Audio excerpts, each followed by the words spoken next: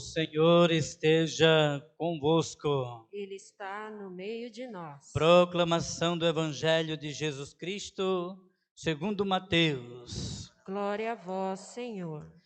Tendo nascido Jesus na cidade de Belém, na Judeia, no tempo do rei Herodes, eis que alguns magos do Oriente chegaram a Jerusalém, perguntando: onde está o rei dos judeus que acaba de nascer? Nós vimos a sua estrela no Oriente e viemos adorá-lo. Ao saber disso, o rei Herodes ficou perturbado, assim como toda a cidade de Jerusalém. Reunindo todos os sumos sacerdotes e os mestres da lei, perguntava-lhes onde o Messias deveria nascer. Eles responderam: em Belém, na Judeia, pois assim foi escrito pelo profeta: e tu, Belém, terra de Judá, de modo algum és a menor entre as principais cidades de Judá, porque de ti sairá um chefe que vai ser o pastor de Israel, o meu povo.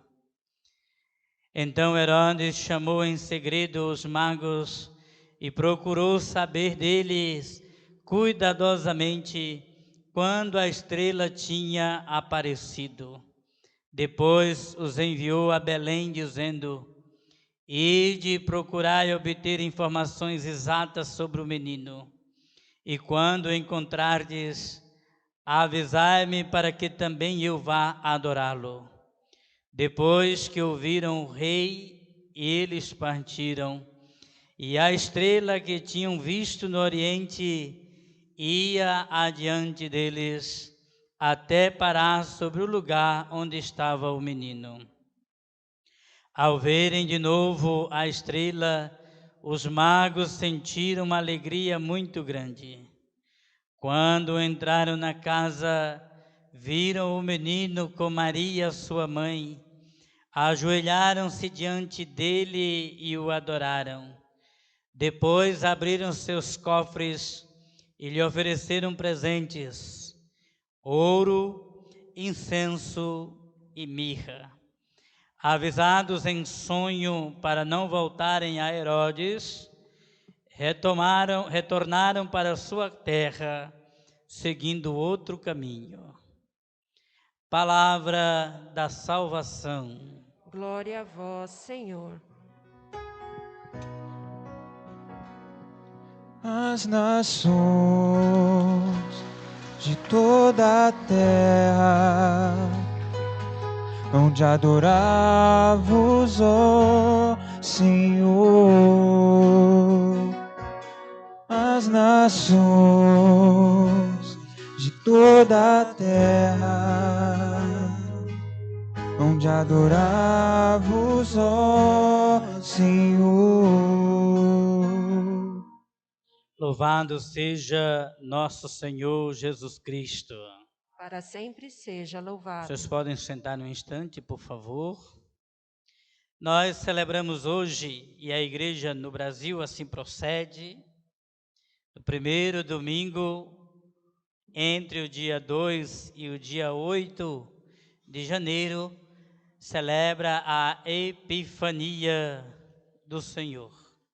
Para os orientais, esta festa da Epifania é tão importante, eu diria até mais importante do que o Natal, para nós aqui do Ocidente.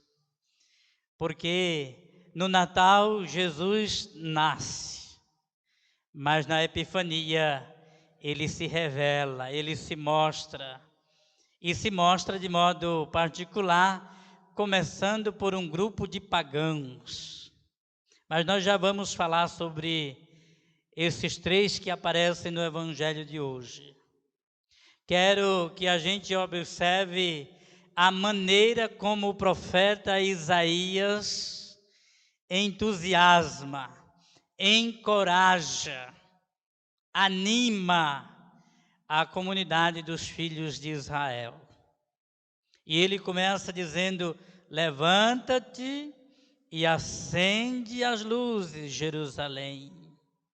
Imagine o profeta falando para nós hoje: levante-se, acendam as luzes, vocês da cidade de São Paulo, de Poá, de Suzano, de Mogi. Aqui tem gente de todo lugar, graças a Deus. Levante-se, acenda a sua lâmpada, acendam as suas luzes, porque chegou para vós a luz verdadeira que ilumina todos os povos.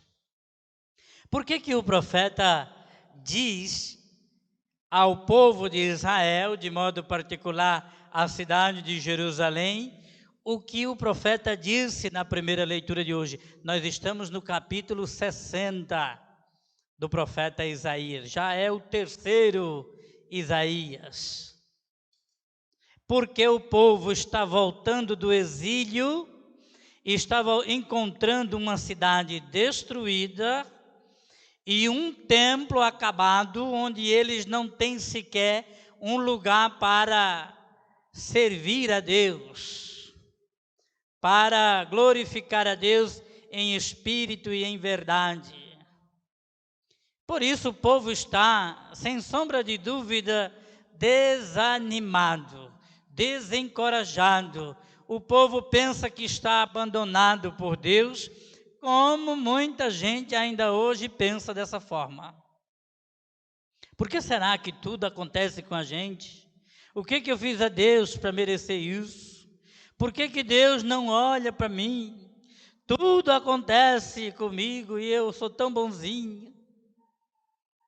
Está faltando alguém que diga a você: erga a cabeça, tenha coragem. Você não está pagando por nada de errado que fez. São os obstáculos que a vida, que as pessoas, que o mundo colocam diante de nós.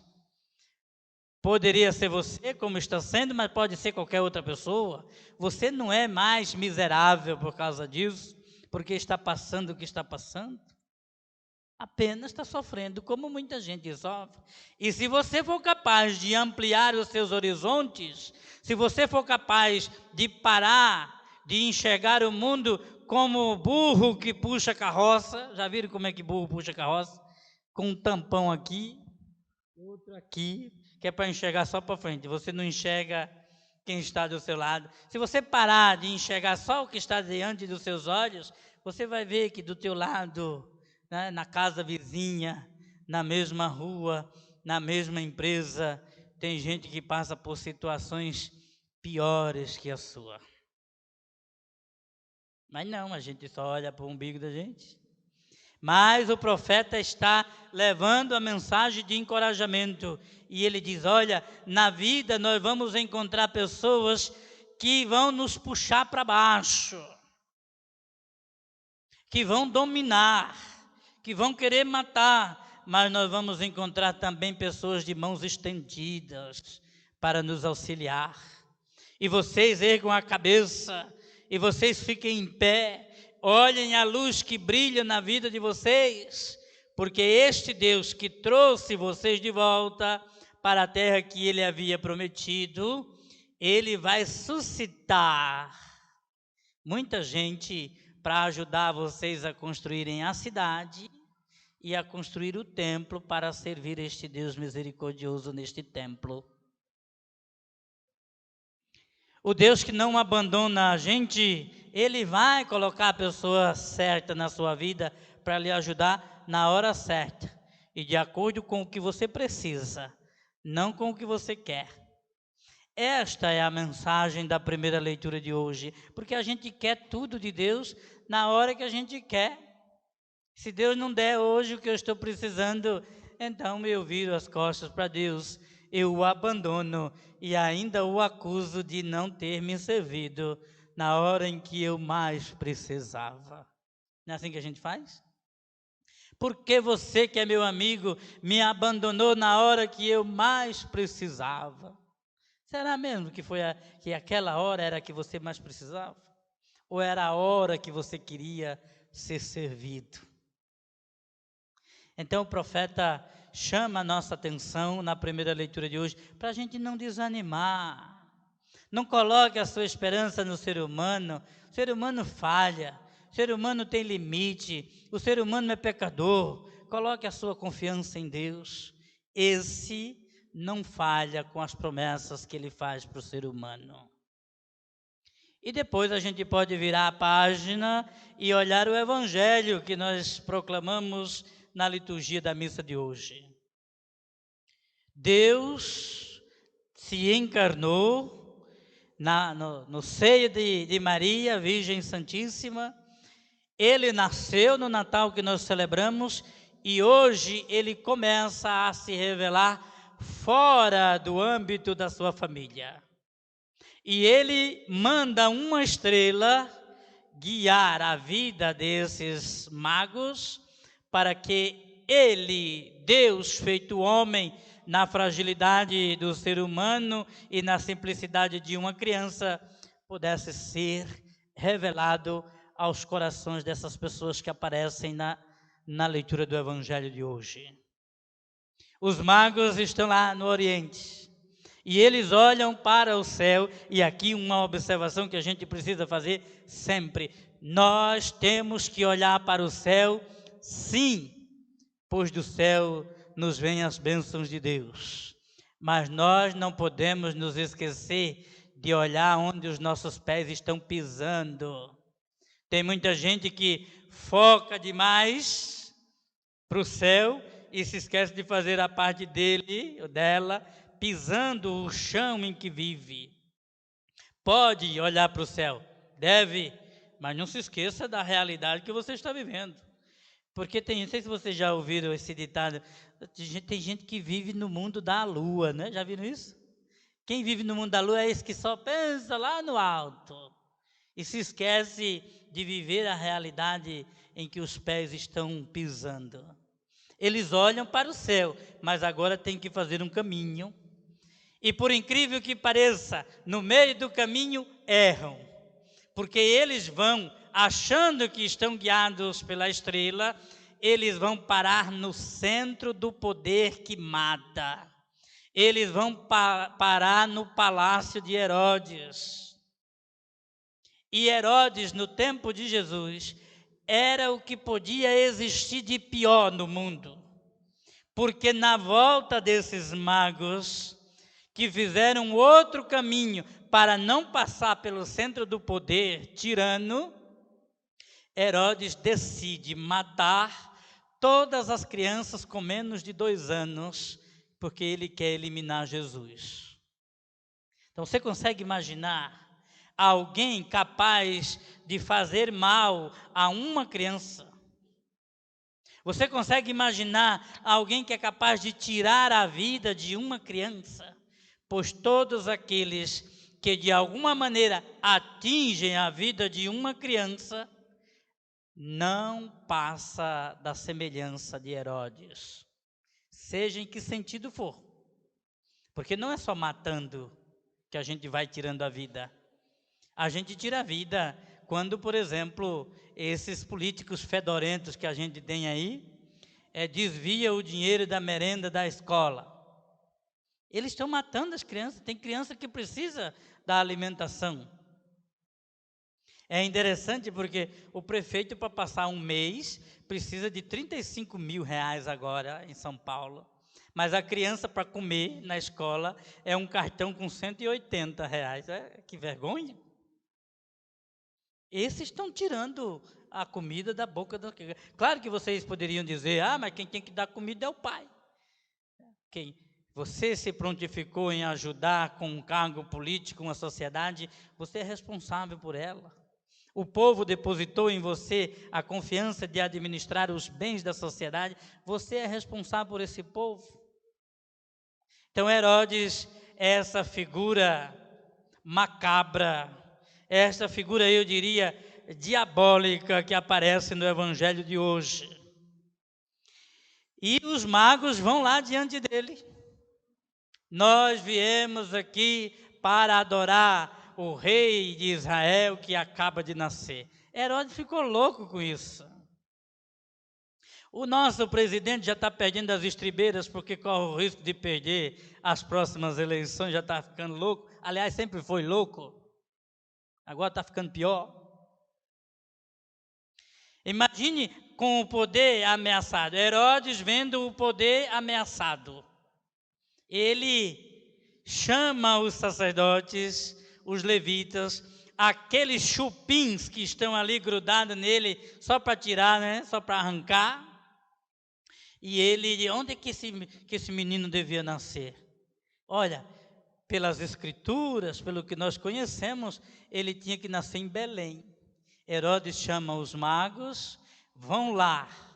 E olha a ironia de Herodes. Vocês vão lá, certifiquem-se de que é Jesus, depois vocês voltem aqui, porque eu também quero ir adorá-lo. Olha que sem vergonha. E os magos, quando saíram da presença do poder tirano, foram novamente iluminados pela estrela de Belém. E é aí que eles são conduzidos até onde está Jesus. E lá, diante de Jesus, eles fazem a experiência que todos nós deveríamos fazer. A experiência do encontro pessoal com Deus. E quando eles chegam diante de Jesus, eles reconhecem que ali está Deus que se fez homem, na fragilidade e na simplicidade de uma criança. Eles se ajoelham, eles adoram o Deus presente naquele menino. E mais, reconhecendo a grande dádiva que Deus fez pela humanidade, eles abrem os seus cofres e oferecem a Jesus o que eles têm de melhor. Eu não estou dizendo isso a vocês porque quero que vocês encham esses cofres aqui hoje. Aliás, tem uma coisa que eu gostaria que a gente enchesse. E não são esses cofres de dinheiro. Eu gostaria que a gente enchesse essa igreja do que a gente tem de melhor aqui dentro no coração. Porque se a gente começar a praticar o que há de melhor no ser humano, nós aqui do Bom Jesus vamos mudar a fisionomia dessa igreja. Se a gente começar a praticar o que a gente tem de melhor dentro de nós, a gente vai mudar a nossa família. A gente vai mudar a nossa sociedade, mas porque nós nos acostumamos a colocar para fora e oferecer aos outros, na maioria das vezes o que nós temos de pior, aí nós temos o que temos. Igreja, família e sociedade, da maneira que nós estamos. Faz a experiência de oferecer a partir de hoje para a tua esposa, para o teu marido, o que você tem de melhor. Para de oferecer aquilo que não presta. E você vai ver como a sua família vai se transformando. Faça a experiência de oferecer à igreja, para os seus irmãos de comunidade, o que você tem de melhor. E você vai ver que igreja nós vamos ter daqui para frente. É assim que os magos se comportam diante de Jesus. Eles vendo, eu repito, a grande dádiva que Deus deu ao ser humano, eles abrem os seus cofres e oferecem ali a Jesus, reconhecendo nele 3 realidades que nós precisamos reconhecer. Primeiro, a majestade. O ouro colocado diante de Jesus significa que os magos reconheceram que Jesus é rei. E depois ele vai dizer lá diante de Pilatos: o meu reino não é deste mundo. Portanto, não é um rei prepotente, não é um rei ambicioso, é um rei que ama, que cuida, que protege, que quer estar junto. Os magos, quando ofereceram incenso a Jesus, olharam para aquele menininho e viram Deus presente nele. Portanto, o incenso é sinônimo da presença de Deus, que a gente fecha o nariz quando o incenso entra na igreja. O que eu vejo de gente fazendo isso na hora do incenso, esse padre já está com incenso aqui de novo, e é um espirra, e estou morrendo afogado na fumaça do incenso, né? Outro dia alguém falou para mim, porque quando eu gosto de incenso no turíbulo, quando levanta a fumaça, aquela coisa que você mexe para lá e mexe para cá, não sai um pingo de fumaça. não levanta cheiro nenhum. Eu gosto quando esses meninos enchem aquele turíbulo de brasa, de churrasco, e a gente joga o incenso lá e ele... aquela fumaça. É o perfume de Deus. Quando os magos oferecem o incenso, reconhecem Deus ali naquele menino. E alguém olhou para mim e disse: padre, cada tacada que o senhor dá com esse incenso, vai metade da fumaça na sua cara. Como é que o senhor aguenta? Eu falei: eu prendo a respiração, besta. Eu jogo e quando ele volta, a fumaça vem na minha cara. Se eu respirar tudo aquilo, eu estou com o pulmão pior do que fumante. Você acha que eu vou respirar aquilo tudo? E vem um pouquinho só, fica impregnado na roupa, depois a gente fica o resto do ano cheirando incenso, né? Mas é o cheiro de Deus, porque os magos reconheceram ali que Deus estava presente, por isso oferecem incenso. Tem gente que põe incenso em casa, gente besta, para espantar mal-olhados. Já viram isso? Vamos botar um incensinho aqui queimando para ficar... porque aqui tem maus fluidos. Se tem incenso, deveria ter sinal da presença de Deus. É para isso que serve o incenso. E depois, por último, eles oferecem a mirra, que é o reconhecimento de que, embora Deus esteja presente ali na fragilidade daquela criança, a humanidade também está ali representada. Então, os magos reconhecem em Jesus Cristo a majestade, a divindade e a humanidade. 3 realidades presentes na mesma pessoa. Em nome do Pai, do Filho e do Espírito Santo. Amém.